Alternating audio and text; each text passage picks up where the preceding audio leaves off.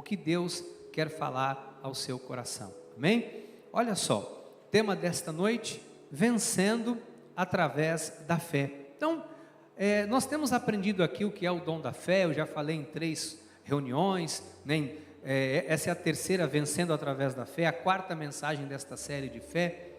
E hoje eu quero que você entenda como é que nós vencemos, como nós usamos a nossa fé para vencer, porque há uma coisa muito mística em cima da fé.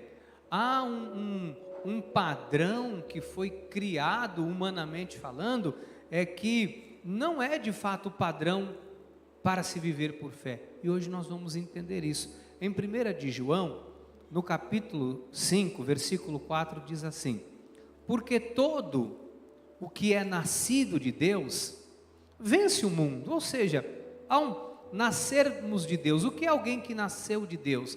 Alguém que entregou a vida para Jesus, alguém que reconheceu Jesus como Senhor e Salvador da sua vida, alguém que creu com o coração e confessou com os lábios que Jesus é o Senhor da sua vida, entregou a vida para Jesus. Esse é o nascido de Deus, esse vence o mundo.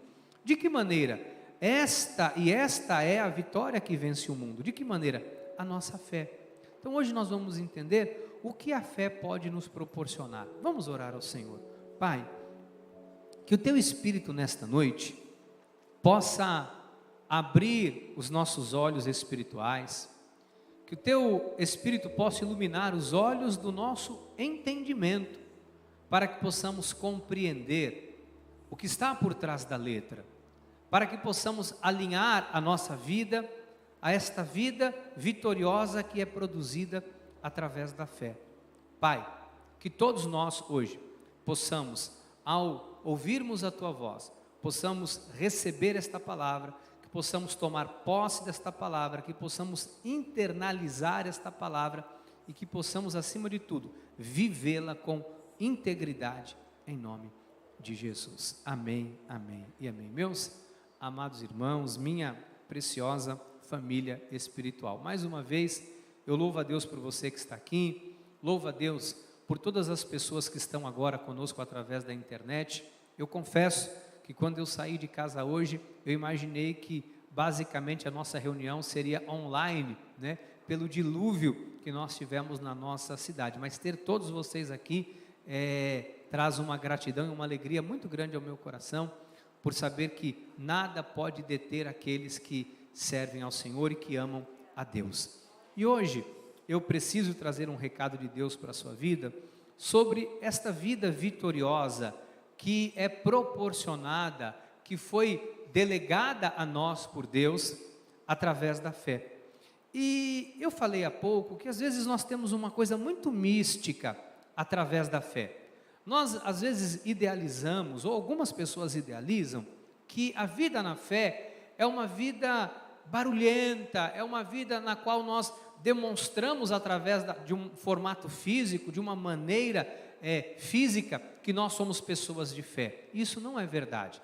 Eu, por exemplo, sou uma pessoa muito expansiva. Na hora de louvar, eu louvo, eu grito, eu falo alto, eu sou expansivo. Tem pessoas que não são expansivas como eu sou. Isso não significa que o meu louvor é recebido e das outras pessoas não são.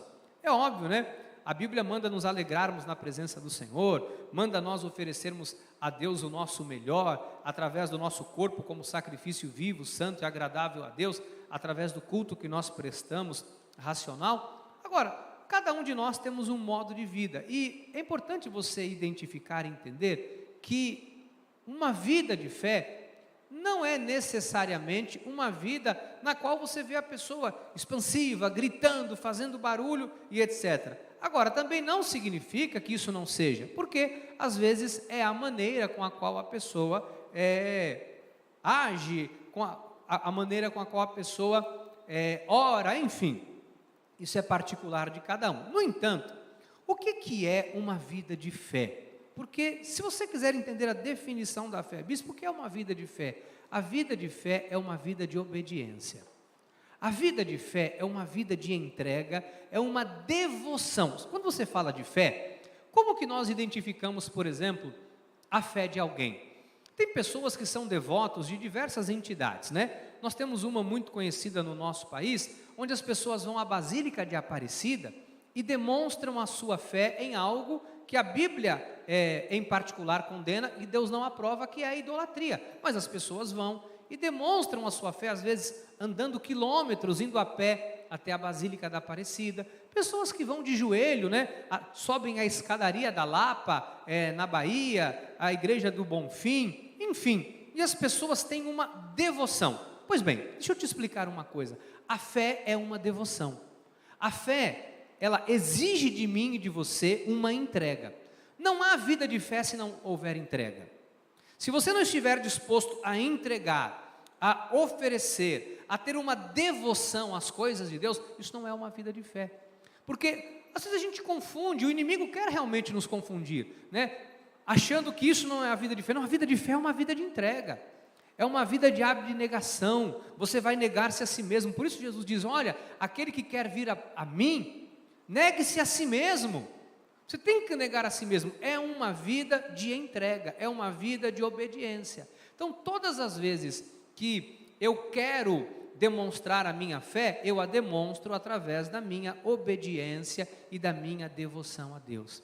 Então, o que nós precisamos alinhar, ajustar e compreender? Nós temos que fazer uma análise de como tem sido a nossa vida na fé. Se eu tenho de fato vivido uma vida na fé, Paulo, ele escrevendo uma carta a Timóteo, ele diz assim: olha, eu quero ver em você, Timóteo, a mesma fé que eu vi na sua avó Lóide e na sua mãe Eunice. E aí ele diz assim: uma fé sem fingimento. Ou seja, se há uma fé sem fingimento, há uma fé fingida. E às vezes nós não percebemos que existe um tipo de fé que é uma fé fingida. Ou seja, não, eu sou cristão, eu creio, mas eu não me movimento, eu não me movo por fé. Ou seja, eu não tenho uma devoção quanto às coisas do Senhor, uma entrega, uma dedicação. Eu negar a mim mesmo, isso é uma demonstração de fé. Quando eu nego a minha vontade, quando eu nego o meu desejo, quando eu nego o meu prazer, quando eu nego aquilo que eu gostaria, humanamente falando, para priorizar as coisas de Deus, para priorizar a Deus, para priorizar o que o Senhor me pede. Se nós observarmos isso, nós vamos ver que toda a Bíblia é pautada em histórias de fé. E há uma galeria bíblica em que existem alguns homens que foram listados numa galeria, que a Bíblia chama de galeria dos heróis da fé. E esta galeria, quando você observa, você vê que não há nada, não há um feito, não há nada que alguém ali tenha feito assim de, olha, ele subiu numa montanha e levantou a mão, fez, gritou, clamou. Não. A gente percebe que todos os homens que estão na galeria de heróis da fé, eles só estão lá porque eles obedeceram. Eles só estão lá porque eles abriram mão de uma causa própria, de uma vontade própria, para fazer a vontade de Deus. Quando você vê Noé, ele está na galeria dos heróis da fé. E Noé está na galeria dos heróis da fé porque ele apenas ouviu a voz de Deus e ele obedeceu e foi construir a arca que Deus havia mandado ele aparelhar para salvar ele, a sua família, para que Deus desse continuidade ao seu povo. Então, foi uma vida de abnegação, de obediência. A fé está atrelada a isso. Isso é uma vida de fé. Se você também ver na galeria de heróis da fé, está lá o pai na fé, Abraão, né?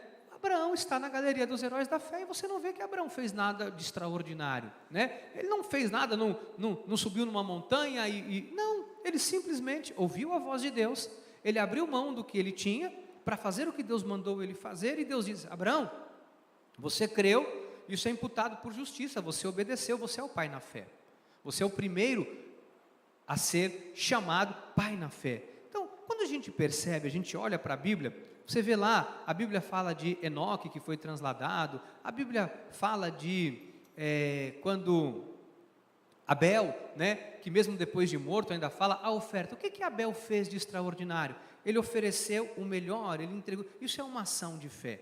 Então, o que é fé? Definição de fé. Fé é obediência à palavra. Fé é uma vida de abnegação de si e uma entrega a Deus. Não há fé sem uma entrega, né? Como os católicos demonstram a sua fé? indo a pé à Aparecida, de joelho, pagando um voto, fazendo ali o seu sacrifício. Nós vivemos o novo pacto, a nova aliança, nós não vivemos sacrifício. E aliás, fazendo aqui, abrindo um parênteses, a idolatria é maldição. A idolatria traz maldição. Se você coloca dentro da sua casa uma imagem, você está dando permissão para o diabo entrar dentro da tua casa e fazer o que quiser lá.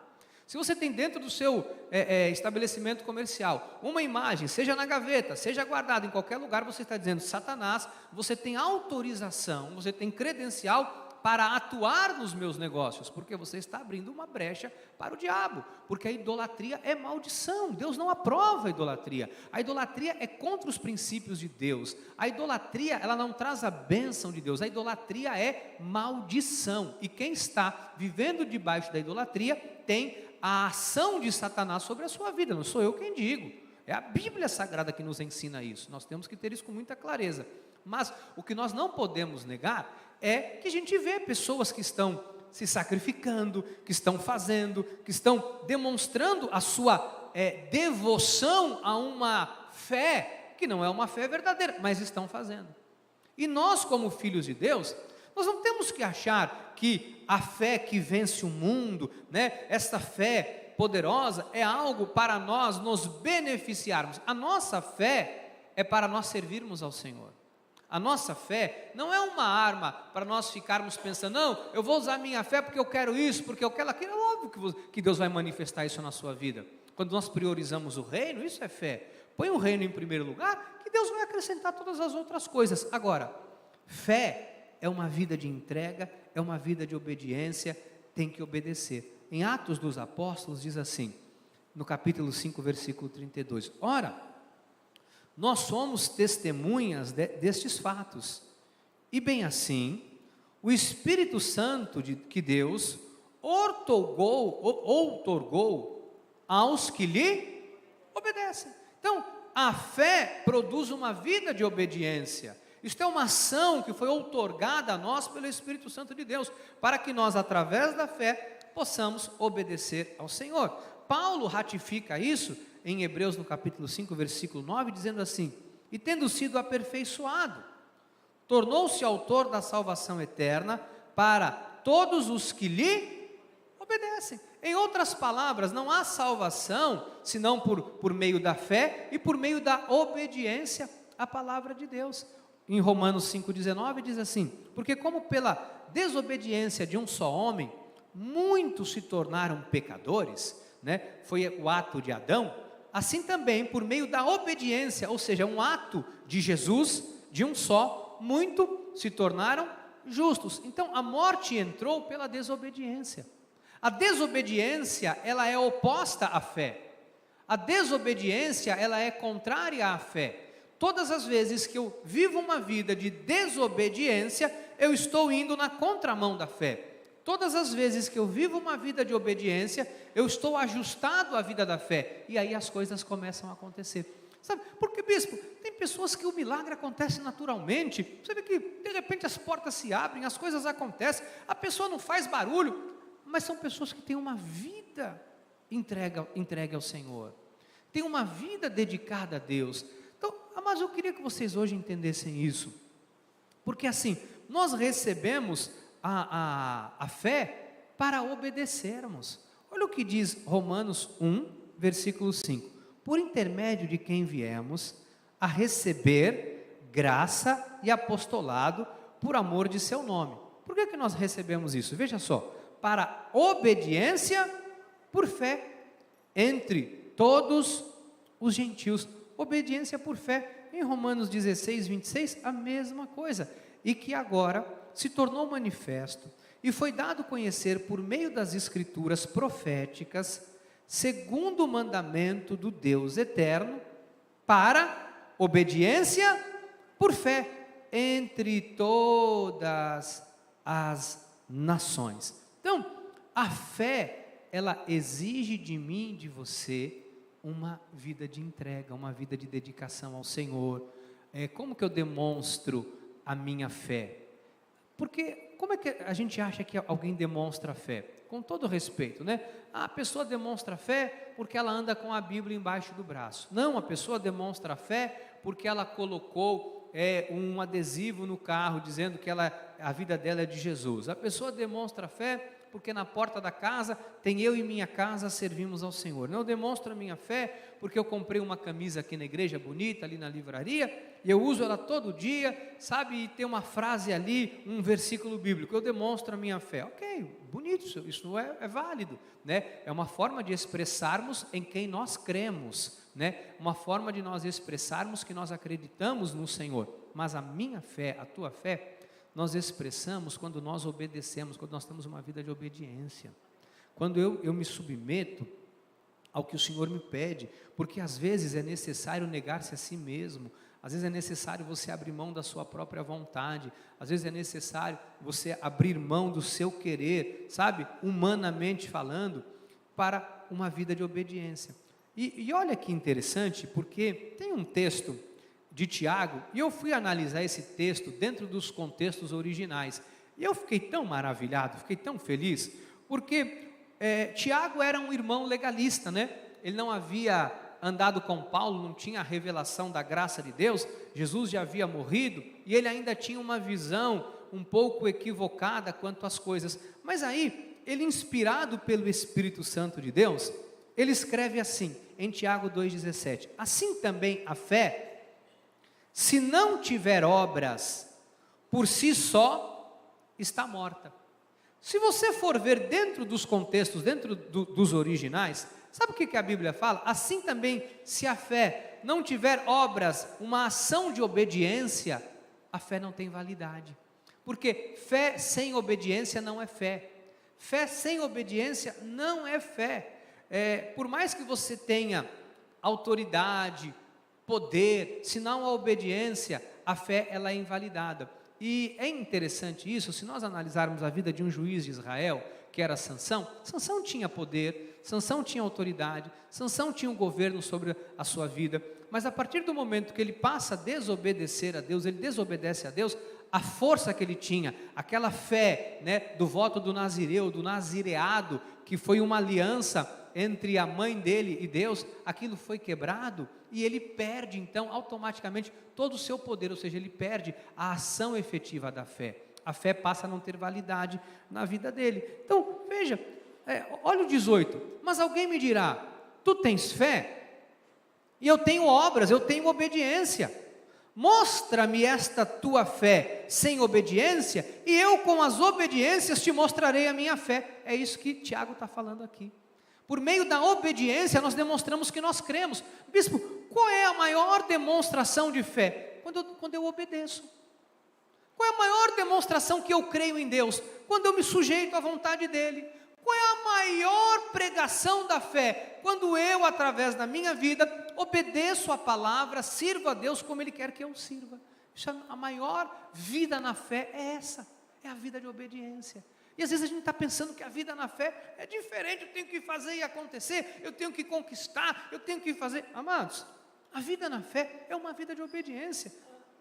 Olha só, para você entender isso aqui melhor, o que fala, né? Porque aí entra o pai na fé. Por que dentro do contexto original ele está falando isso? Porque se você analisar Tiago 2,21, olha só, não foi por obras que Abraão, nosso pai, foi justificado quando ofereceu sobre o altar o próprio filho Isaque? Vem cá, quando ele diz obra, Abraão fez alguma obra?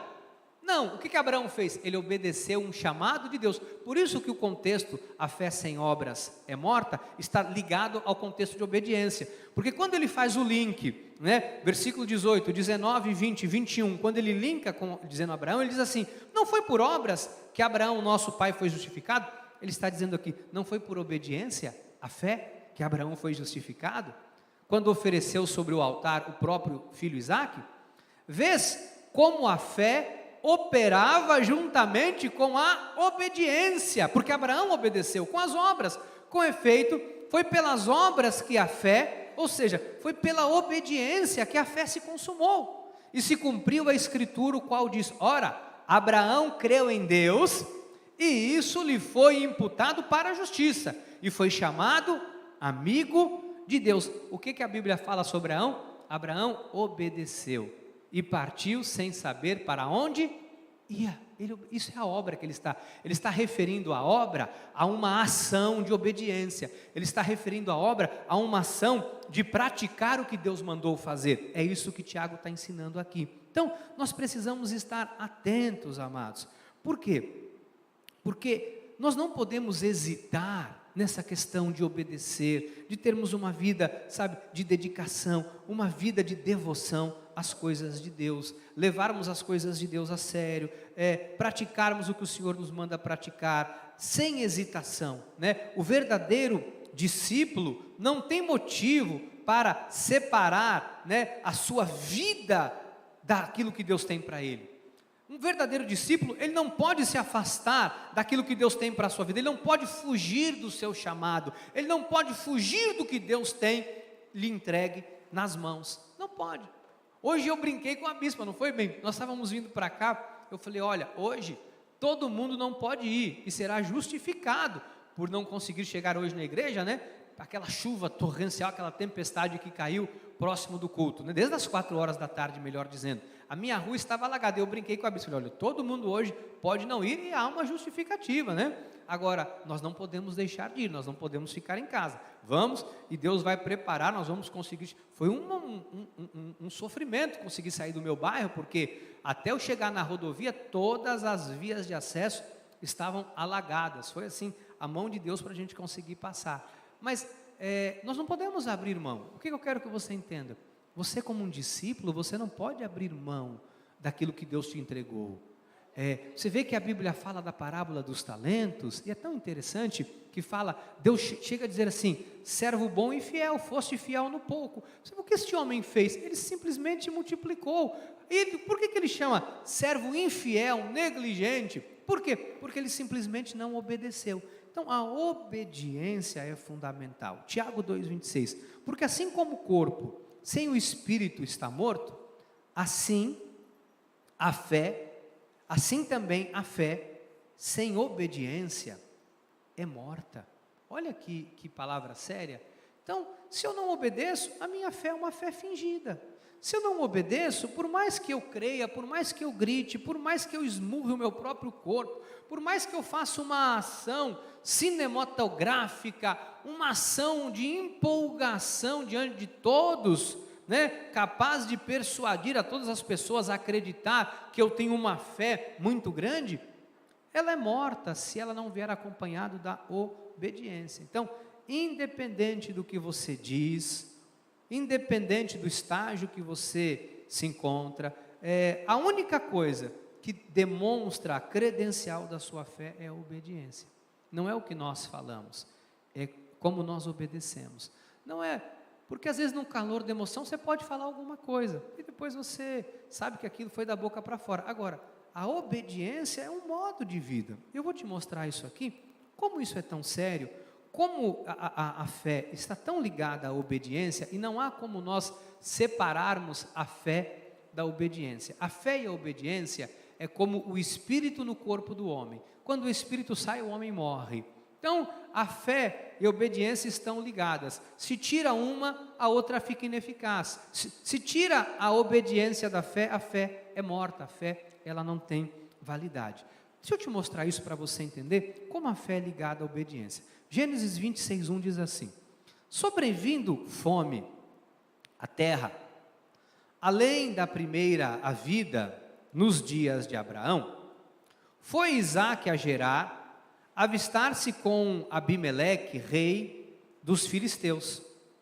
A Bíblia fala que houve um período na terra que não era a primeira vez que aquilo acontecia, foi um além. Já havia acontecido isso nos dias de Abraão e estava acontecendo novamente agora com Isaque. E a Bíblia fala que Isaque vai a Gerar, ele vai se encontrar com Abimeleque, rei dos filisteus, e nesse meio do caminho em que ele está indo ali, nesse encontro, nesta reunião com Abimeleque, a Bíblia diz que aparece para ele um anjo do Senhor e diz assim: olha, você vai a Abimeleque, mas não desças ao Egito, fica na terra que eu te disser, habita nela e serei contigo e te abençoarei, a ti e a tua descendência darei todas estas terras e confirmarei o juramento que fiz a Abraão, teu pai. Se você ler depois em casa, os versículos seguintes, você vai ver que ele está ratificando, olha, eu prometi para o teu pai Abraão, que bendita seria a descendência dele, tal, e eu vou cumprir. Agora, eu quero o seguinte, me obedeça. Então, Deus envia um anjo, eu não sei de que maneira esse anjo aparece para Isaac, se numa aparência angelical ou numa forma humana, né, como apareceu Melquisedeque para o pai de Isaac, para Abraão, eu não sei, mas aparece, diz a Bíblia, um anjo, e esse anjo fala para ele, não vá ao Egito, não desça, fica na terra que eu te disser, habita nela, eu serei contigo. O Senhor está falando ali, dizendo, olha, me obedeça. Aí entra a obediência, ela é linkada à fé, porque nesse momento ele tem que crer naquilo que Deus está falando para obedecer, ele tem que acreditar naquilo que Deus está falando e obedecer o que Deus está falando, né? Isso é uma coisa muito séria, porque nós estamos hoje aqui, quantas vezes ao longo desses anos nós temos recebido, por exemplo, uma palavra profética? Esse ano é uma palavra sobre avivamento. Quando eu obedeço isso e busco o meu avivamento pessoal, eu estou me movendo por fé. Eu acreditei na palavra profética, eu estou movendo a minha vida para este avivamento. Avivamento, todo grande avivamento, segundo a história, se você ler toda a história dos grandes avivamentos, todos eles começaram com alguém sozinho orando ao Senhor. Todos os grandes avivamentos começaram com alguém entregando a vida ao Senhor. Então, quando Deus fala isso, Ele está dizendo para mim e para você assim, seja obediente, obedecer, diz a palavra do Senhor, é melhor do que sacrificar, nós temos que obedecer. E olha, quando Deus faz essa proposta para Isaac, então obedece, e ao obedecer, ele demonstra que ele crê em Deus. Ao obedecer, ele diz, eu acredito no que o Senhor está falando. Ao obedecer, ele está dizendo, Senhor, eu acredito que o Senhor pode me dar um resultado favorável no meio dessa escassez, no meio dessa fome. Senhor, eu sei que está tudo perdido, está tudo muito difícil, mas então eu acredito, se o Senhor está falando, eu acredito que o Senhor vai me dar um bom termo nesse momento, eu acredito que o Senhor, é isso que Ele está falando, sem falar palavra alguma.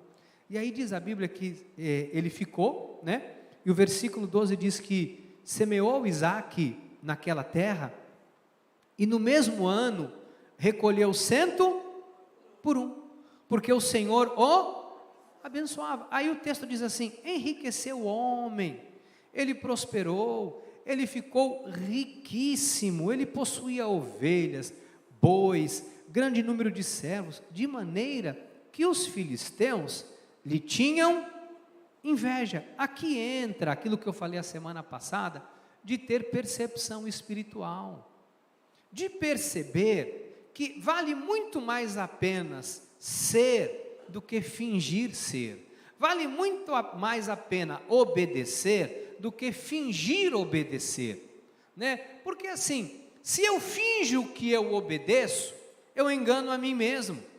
Se eu finjo ser obediente, se eu finjo viver por fé, se eu finjo obedecer, eu estou enganando a mim mesmo. Porém, se eu obedeço, eu estou me beneficiando, eu estou trazendo a bênção de Deus sobre a minha vida, sobre a minha família, sobre a minha existência. Então, essa percepção é muito fundamental que tenhamos, né? É uma análise que o Espírito Santo falava muito isso ao meu coração, que eu queria que você fizesse essa reflexão na sua vida.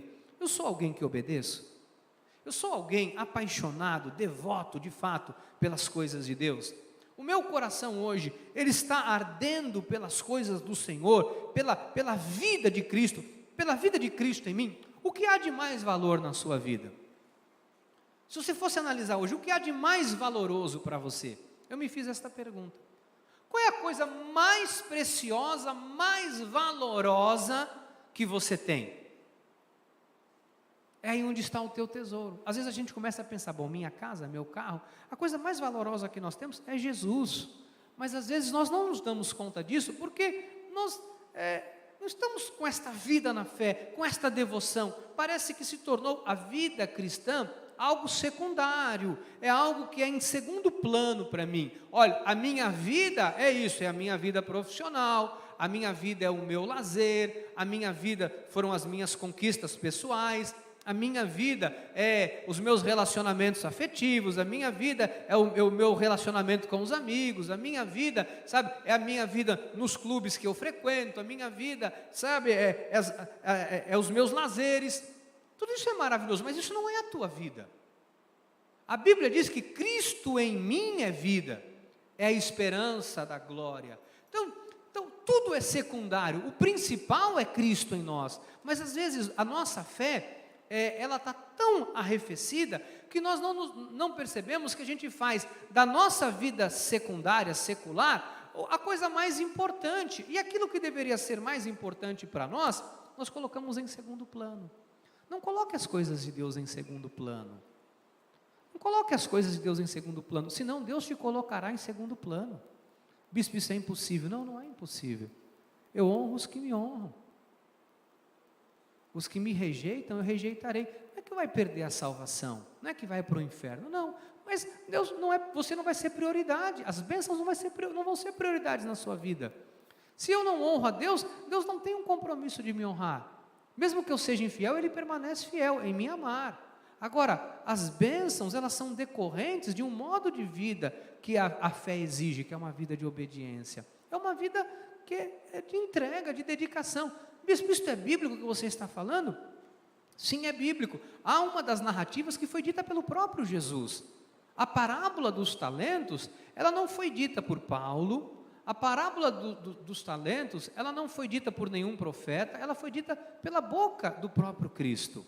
E ele diz, olha, muito bem, servo bom e fiel, foste fiel no pouco, sobre o muito te colocarei, entra no gozo do teu Senhor. Foi Jesus quem falou isso. E ele diz para o que foi infiel, olha, você foi infiel, servo infiel, olha, até o que você tem vai ser tirado, eu vou dar para o outro. Então assim, e a gente vê na obra de Deus, pessoas que às vezes a vida não avança, a vida não flui, as coisas não acontecem. Não estou dizendo que tudo isso é porque a pessoa não é obediente. Não, mas muitas coisas não ocorrem por falta de obediência. Muitas coisas não acontecem, muitas coisas vão se afunilando, porque a gente vai priorizando outras coisas na nossa vida. Eu queria hoje dizer isso para você. Deus falou muito ao meu coração, Deus falou muito isso comigo, da importância de nós termos esta percepção, de analisarmos assim, quem sou eu na escala da fé? Quem sou eu na escala desta vida íntima com Deus? Quem sou eu neste modo de relacionamento com Deus? Hoje, né? Não é quem olha para você, é quando Deus olha para você. Não é como as pessoas te veem, mas é como Deus te vê. Não se trata de como as pessoas vão te olhar, porque talvez alguém vai te olhar com um olhar equivocado, pode até te julgar e julgar de maneira errônea. Não é isso que eu estou te dizendo. Não é a forma com que a igreja te vê, não é a forma como a sociedade te vê, não é a forma como você é enxergado pela sociedade, mas é a forma como Deus te vê. É como Deus te vê. Então nós temos que refletir, como Deus me vê, como Deus vê a minha devoção diante dEle. Será que quando Deus olha para mim, Deus me pediria Isaac? Será que eu entregaria? Se Deus me pedisse algo, será que eu abriria mão por isso, pelas coisas de Deus? Será que eu seria capaz de abrir mão? Então a gente vê, e eu queria caminhar agora para esses 8 minutos que eu tenho, mostrando como às vezes, né, a aparência, ela pode ser assim algo que é um equívoco. Às vezes a gente não é como eu sou visto pela sociedade, mas é como Deus me vê e como de fato eu sou. Porque a sociedade pode fazer uma imagem positiva ou negativa a nosso respeito. Eu como pastor, pessoas têm imagem positiva e tem imagem negativa ao meu respeito. Tem gente que me ama, tem gente que me odeia. Tem gente que fala bem de mim, tem gente que vai falar mal. E como todo ser humano, eu estou sujeito a tudo isso, como você também está. Mas não é o fato de como as pessoas nos veem, é o fato de como Deus nos vê. Mais do que me importar, com todo respeito, o que as pessoas vão dizer ou vão pensar de mim, é o que Deus pensa a meu respeito. É o que Deus pensa quando Ele sonda e conhece o meu coração. É quando Deus olha para dentro de mim e Ele diz assim: olha, Ricardo, eu estou vendo isso em você. Olha, Ricardo, eu estou vendo isso em você. Isso é o que me importa. Então, eu quero te mostrar isso, como às vezes, por falta de obediência, ou por falta de entendimento das coisas de Deus, como às vezes nós podemos até ter algo que Deus nos deu, nos entregou, e nós podemos às vezes fazer daquilo um nada. Olha que coisa interessante para você compreender aqui. Números 13, versículo 1.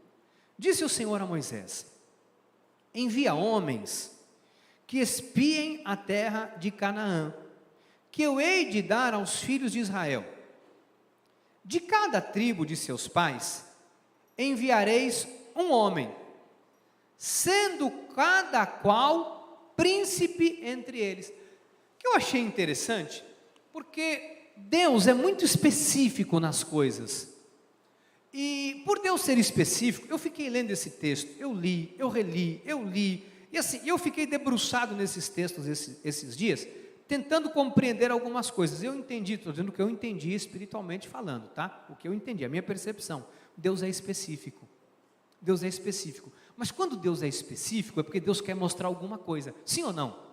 Porque Deus poderia ter generalizado: manda alguém, Moisés, escolhe homens da sua confiança. Moisés, escolhe um homem de cada tribo. Ele diz: não, Moisés, eu não estou te dando a opção. Eu estou dizendo, você vai pegar 12 príncipes, um de cada tribo, mas tem que ser príncipe entre eles, porque eles têm relevância, a sociedade ouve eles são pessoas que têm inteligência para poder discernir o que está acontecendo, eles têm todo um controle para poder lidar com essa situação, eles têm uma vivência, têm experiência, foram treinados, são príncipes, sabem lidar com essa situação. É eles que eu quero que você mande. Há um propósito em tudo que Deus fala. Por isso Ele pediu que mandasse especificamente os príncipes. Enviou-os Moisés no deserto de Parã, segundo o mandado do Senhor, todos aqueles homens. Olha como a Bíblia é específica em falar, em demonstrar algumas coisas para nós. Eram cabeças dos filhos de Israel. Né? Esse texto é muito conhecido, né? A gente prega, fala muito sobre isso, mas às vezes algumas coisas passam desapercebidas. Então, quando Deus especifica, é porque Deus quer mostrar alguma coisa. Quando Deus especifica, é porque Deus quer que a gente entenda algumas coisas. Olha o versículo 17. Enviou-os, pois, Moisés a espiar a terra de Canaã, e disse-lhes: subi ao Neguebe, e penetrai nas montanhas, vede a terra, que tal é, e o povo que nela habita, se é forte, se é fraco, se poucos ou muitos. E qual é a terra em que habita, se boa ou má? E que tais as cidades que habita, se eles habitam em arraiais, em tendas, se eles habitam em fortalezas? Também qual é a terra? Dá uma olhada na terra, se é fértil ou estéril, se nela há matas ou não. Tende ânimo e trazei o fruto da terra. Eram aqueles dias, os dias das primícias das uvas. Volta para mim, por favor, o versículo 2, por favor. Volta para mim, por gentileza, Números 13, versículo 2. Envia os homens à terra de Canaã, que eu hei de dar os filhos de Israel. Deus foi específico que Ele ia dar? Deus foi. E Ele manda espiar. Por quê? Qual era a necessidade de espiar? Era a terra que manava leite e mel, a terra era boa, muitos deles conheciam, tinham uma noção do que era a terra, mas Deus manda que Ele envie, então, esses príncipes, para que eles pudessem ir até lá e trazer a notícia. Na verdade, o que Deus estava demonstrando, Deus queria demonstrar, não é o que havia na terra. não eram os gigantes que estavam na terra. O que Deus queria demonstrar era a fragilidade daquelas pessoas. Às vezes tem situações que Deus é específico, né, que Deus fala, que Deus às vezes nos dá uma direção, não é, amados, de verdade, para provar o que Ele pode ou não pode nos dar.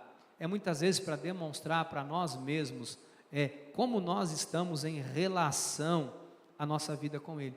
De verdade, essa pandemia, ela demonstrou muito como as pessoas estavam espiritualmente. Vocês perceberam isso ou não?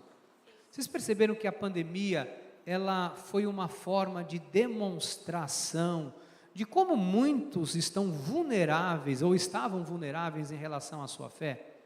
Pessoas sucumbiram no meio dessa pandemia. Pessoas desapareceram espiritualmente falando. Pessoas abriram mão de seus ministérios no meio da pandemia. No meio da pandemia, eu tive pessoas que disseram: eu estou entregando o meu cargo na igreja, eu não vou mais fazer isso, eu não vou mais cuidar disso, olha, eu não posso. No meio da pandemia. A pandemia veio para mostrar quem era da fé e quem estava vivendo uma fé fingida. Estou dizendo que não é filho, tá bom?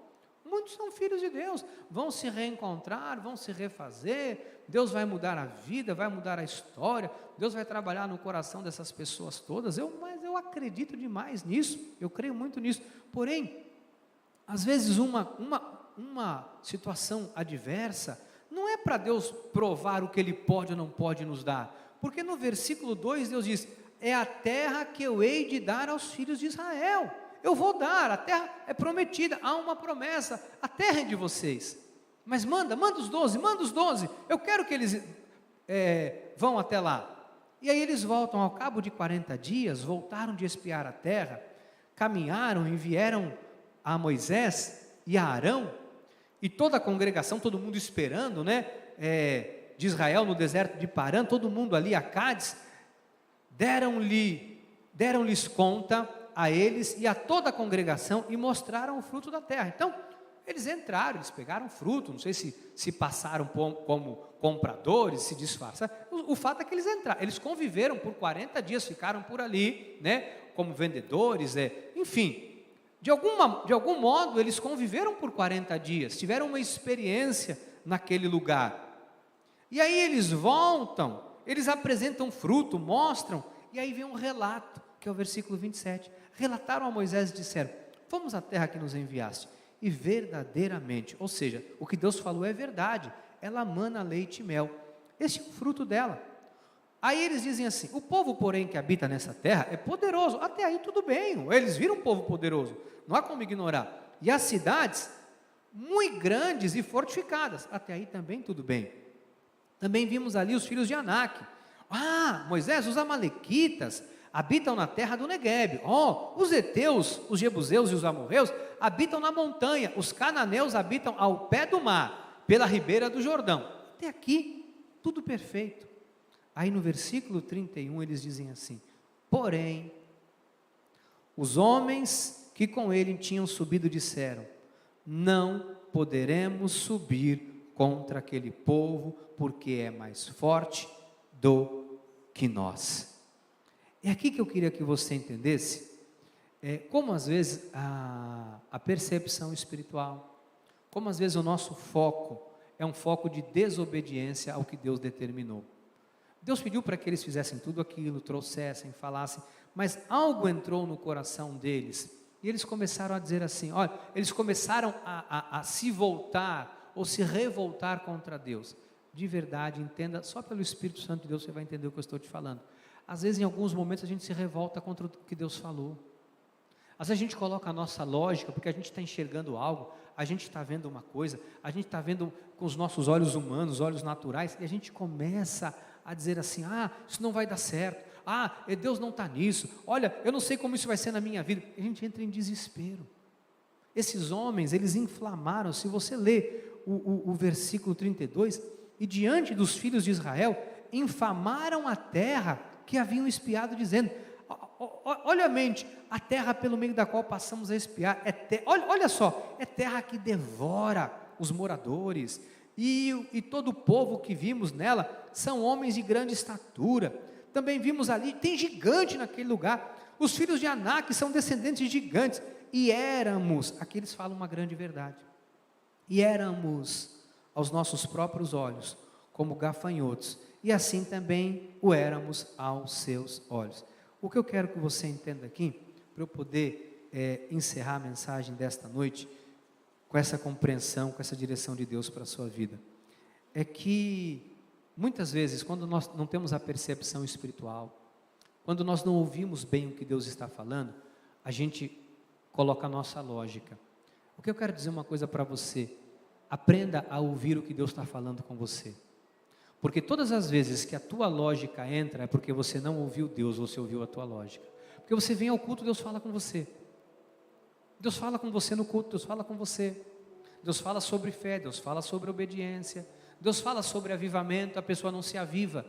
Deus fala sobre um grande avivamento que começa em mim, a pessoa não ora em casa, não ora com a família, não ora com a mulher, não ora com os filhos, não tem um culto no lar, não tem um momento de oração, não busca o avivamento, mas aí quer que as coisas se resolvam, quer que os problemas sejam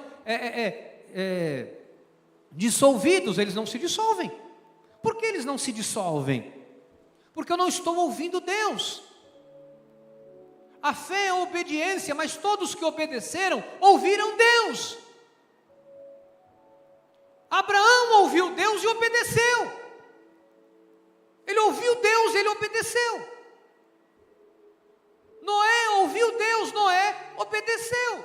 Isaac está descendo para falar com Abimeleque, um anjo para, Deus fala com ele pelo anjo, ele obedeceu. O fato é que às vezes nós achamos que não é Deus que está falando conosco. Talvez você pode vir a um culto e achar que não é Deus que está falando com você, mas é. E aí talvez pela lógica, pela tua razão, você se equivoca. Sabe, eu fiquei questionando, por que Deus fez questão de mandar os príncipes? E eu entendi isso pelo Espírito de Deus, que às vezes a pessoa chega numa posição de príncipe, e ela deixa de ouvir o que Deus está falando, se torna arrogante, se torna soberbo, se torna prepotente, porque chegou numa posição de príncipe. Eu não vou ouvir mais o que Deus está falando, porque eu sou um príncipe. Então nós não podemos deixar de ouvir Deus. Não seja orgulhoso, não seja orgulhosa, não seja arrogante, não seja prepotente, senão tua vida vai naufragar. Senão as coisas vão se deteriorar do seu lado. Porque o sucesso de um cristão é eu e minha casa servimos ao Senhor. O sucesso de um cristão é a minha vida pertence a Jesus. O sucesso de um cristão é ter a glória de Deus estampada no seu coração, na sua vida, na sua devoção, na sua fé. Por que Deus pega os príncipes? Para provar que muitas vezes príncipes não ouvem Deus. Para nos mostrar que muitas vezes são tantas coisas boas que Deus já fez na sua vida, você parou de ouvir Deus. Você parou de ouvir Deus. Aí não tem percepção espiritual, que é Deus que está falando. Deus não está falando coisa nenhuma. Isso aí não é Deus coisa nenhuma. Como não é Deus? Você acha que foi quem que falou com aqueles 12 príncipes? Números 13:1, disse o Senhor a Moisés. Quem foi que falou com eles? Foi o Senhor. O Senhor foi lá e falou diretamente com os príncipes? Falou? Falou diretamente com os príncipes? Não. Mandou quem? Moisés. Mas eles não ouviram o que Moisés falou. Envia homens que espiem a terra de Canaã, que eu hei de dar aos filhos de Israel. Deus determinou que ele haveria de dar. Eu queria encerrar falando isso para você, amado, amada. Ouça Deus falar ao teu coração. Para de ouvir a voz do teu coração, porque mentiroso e enganoso é o coração humano. Para de achar que as suas conquistas são as suas credenciais. Conquista não é credencial de ninguém. Alexandre o Grande comprova isso no seu enterro. Ele mandou deixar as mãos dele e os pés para fora, para mostrar que ele não estava levando nada. Que conquista? Que adianta o homem ganhar o mundo inteiro e perder a sua alma? Que adianta conquistar o mundo e perder a família? Deus me livre. Deus me livre. Que adianta conquistar as nações e não conquistar a própria casa, guardar a própria casa? Deus me livre. Deus me livre, Deus me livre. O que eu quero aqui hoje, em nome de Jesus.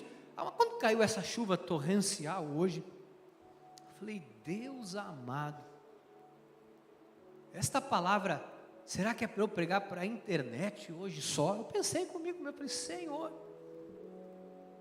E quando eu vi vocês aqui, eu falei, gente, vocês são crentes, viu? Vocês são crentes, olha, vocês são crentes. Porque saí de casa nessa chuva, eu vi irmão vindo aqui na rua, de short, bermuda, sacola plástica no pé, e vindo andando aqui na rua, para chegar aqui na igreja, se arrumar aqui, para participar do culto. Gente, nós temos que ouvir Deus. 12 príncipes, 10 não ouviram. Aí tem Josué e Caleb que ouviram, e falaram, não, vamos lá, nós vamos tomar conta, aquilo é nosso, Deus prometeu, Deus falou, e vamos, mas foram abafados. Eu encerro dizendo o que Deus falou ao meu coração. Deus falou isso para mim, eu quero falar para você, compartilhar com você. Não deixe, em nome de Jesus, que nenhuma conquista, que nenhuma vitória te impeça de ouvir Deus. Porque todos que caíram, e a Bíblia diz, aquele que pensa estar de pé, olhe para que não caia, caíram pela desobediência, caíram pela arrogância, caíram pela soberba, e a soberba precede a ruína. Ah, bispo, eu não sou soberbo, Deus me livre. Às vezes a gente não percebe, porque a soberba, ela é às vezes tão sutil que a gente não percebe, gente. Deus falou isso ao meu coração. Estou aqui compartilhando com vocês, com toda a seriedade, com todo o meu coração, sabe, para que o Espírito Santo de Deus testifique isso no seu coração, para que o Espírito Santo de Deus traga você, sabe, a esta reflexão, a esta reflexão de entender que diante de Deus nós temos que ser como crianças, sabe, entender isso. Não deixa nada insuflar o teu coração, para você achar, não, eu vou fazer assim, não, porque eu penso, não, mas não temos que pensar nada, nós temos que obedecer. Fé é obedecer o que Deus falou, fé é obedecer. Se você pegar todas as pessoas que se arruinaram na vida, foram porque não obedeceram. Jonas não obedeceu, Sansão não obedeceu, Saul desobedeceu. Eu não vou ter tempo para falar hoje, que eu queria encerrar falando sobre Saul, eu não vou ter tempo de mostrar textos falando sobre Saul. Mas Saul, ele deixa de ouvir Deus, ele é rei, ele é grande, ele é magnífico, ele é o todo-poderoso, ele se tornou o alfa, o ômega, ele se tornou o intocável na cabeça dele. Só que ele tinha que esperar o profeta. Eu não vou poder te falar isso hoje, mas ele resolveu não esperar. Ele resolveu ir lá e chamar um pai de santo, um macumbeiro, para falar. O profeta chega horas depois, minutos depois, não sei descrever. O fato é que logo depois chega o profeta e fala: o que você fez? Cara, você caiu hoje. Deus está te destituindo. Você não é mais rei sobre Israel. Você tem uma coroa na cabeça. Essa semana passada nós ficamos quase 1 hora debatendo isso, não foi bem? E eu explicando para a bispa, e conversávamos, ela me ensinando, eu ensinando para ela, trocando conhecimento. O que é a coroa, né? A mulher é a coroa que é a honra, a coroa ela só vem por merecimento. Como merecimento? Eu fiz por merecer. Deus viu em Davi um homem segundo o coração. Deus disse: você merece essa coroa. Saul já não merecia mais. Na verdade, Saul tinha uma coroa que os homens admiravam, mas não tinha mais a coroa de Deus sobre Saul. É a coroa de Deus que importa. Eu encerro te dizendo: seja obediente, seja um operoso praticante da palavra, entenda o que Deus está falando ao teu coração, e a honra de Deus, a coroa de Deus, estará sempre sobre a sua vida. Que assim seja, porque assim nos disse o Senhor. Amém, amém, amém e amém. Aleluia. Oh Jesus, obrigado, Senhor, obrigado, obrigado, obrigado. Ah, amados, Deus é bom demais. Você crê nisso? Olha, vamos orar ao Senhor, vamos pedir a Deus para nos mostrar aonde temos que obedecer, aonde falhamos. Eu queria que você tivesse um momento seu com Deus. Eu vou pedir para os meninos abaixarem isso, já abaixaram a luz da igreja, para você ter um momento seu. Eu quero que você agora fale com Deus, abra o teu coração, fala o que você está sentindo.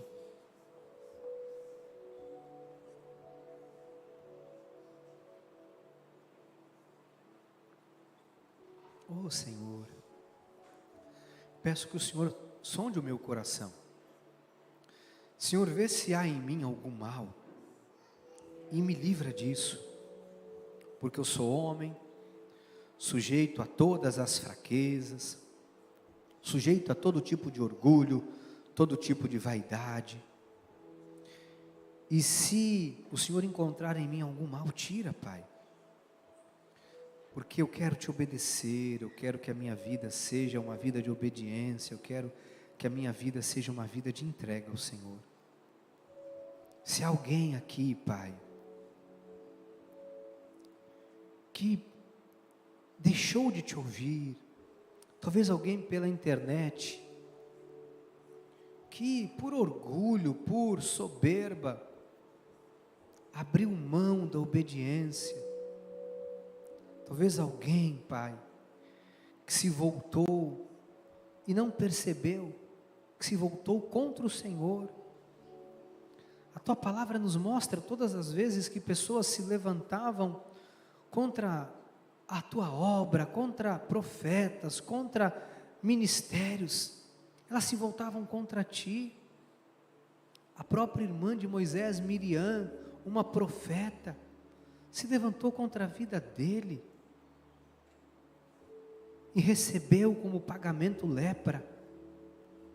Pai, quantas pessoas que vivem para si, vivem para os outros, vivem para uma aparência, demonstrando para o outro, mas o que adianta nós vivermos uma vida de aparência, se o Senhor tirou a coroa? A Tua palavra diz que o Senhor tira o candeeiro, caso não te arrependas, o Senhor tira o candeeiro, o Senhor tira o brilho, o Senhor tira a glória, o Senhor tira a ação do Espírito, o Senhor tira a eficácia do Espírito. O Senhor disse: não moverei o candeeiro, caso não te arrependas. Se alguém agora pela internet que precisa se arrepender, se alguém aqui que precisa se arrepender, Pai, que haja de fato esse arrependimento, que haja de fato essa entrega, que haja de fato essa reconciliação, esse pedido de perdão. Faz isso, Senhor. Trabalha nos nossos corações. Oh Deus, nós nos arrependemos de todo o mal que temos feito. Eu me arrependo, Pai, coloco a minha vida nas Tuas mãos para Te dizer: Jesus, cuida do meu coração, cuida da minha mente, cuida dos meus pensamentos, porque eu sei, Pai, que ao longo desses 20 anos, é o Senhor que tem sustentado esse lugar. Nada aqui é mérito meu, por mais que as pessoas me vejam, por mais que seja atribuído tudo à minha liderança, eu nunca fiz nada sozinho.